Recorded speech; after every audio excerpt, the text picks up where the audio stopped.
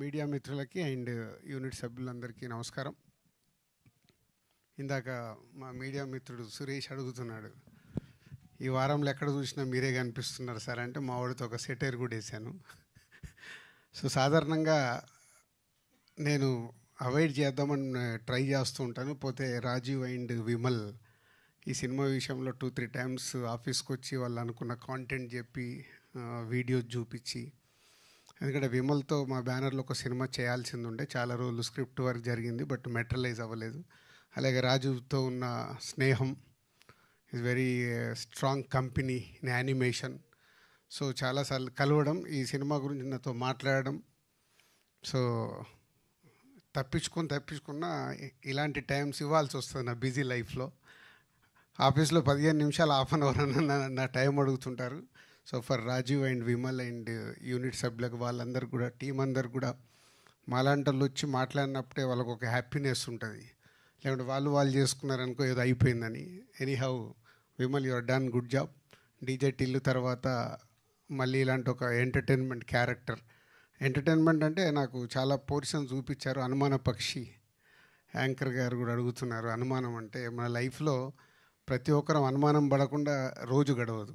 So అనుమానం ఏదో విషయంలో ఏదో రకంగా అనుమానం అనేది కామన్. కాబట్టి ఆ ఐడియా పెట్టుకొని ఒక క్యారెక్టరేషన్ని చేశాడు. చాలా సీన్స్ చూపించాడు నాకు Vimal and Raju.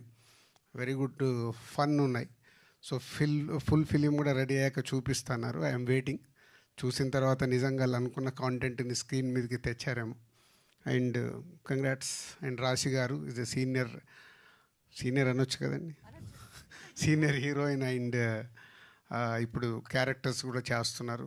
And new actors, upcoming actors, hero and heroine. And music director గురించి ప్రత్యేకంగా చెప్పాలి. వారు చేసిన సినిమాలు డీజే టిల్లు కానీ, నాంది లాంటి సీరియస్ సినిమాను కూడా is a whole. And Goodachari is very good. చాలా చేస్తున్నాం, మనమే కలవలేదు. షార్ట్లీ మనం కూడా కలిసి ఒక సినిమా చేద్దాం. And whole team all the best.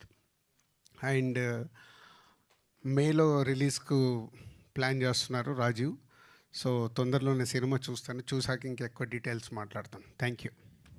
మీరు ఆన్సర్ మాత్రం చెప్పలేదు రాజు గారు. సో రీసెంట్ టైంలో ఎక్కువ అనుమానపడిన సందర్భం ఏంటి? ఎవరి మీద పడ్డారు? సాధారణంగా నాది పాజిటివ్ సోల్. ఓహో, అనుమానాలు ఉండవు. నెగిటివ్ తీసుకోను. నెగిటివ్ వాళ్ళు ఎవరైనా వచ్చినా కానీ పట్టించుకోను. వెరీ గుడ్, అదే మాకు కూడా కావాలి. పాజిటివ్ సినిమాల్ని అందిస్తూ ఉండండి ఇలానే మాకు కూడా. Thank you so much for gracing our event Raju గారు. అండ్ ఇప్పుడు మా కొరియోగ్రాఫర్ ఈశ్వర్ పెంటి మాస్టర్ని మాట్లాడవలసిందిగా రిక్వెస్ట్ చేస్తున్నాం.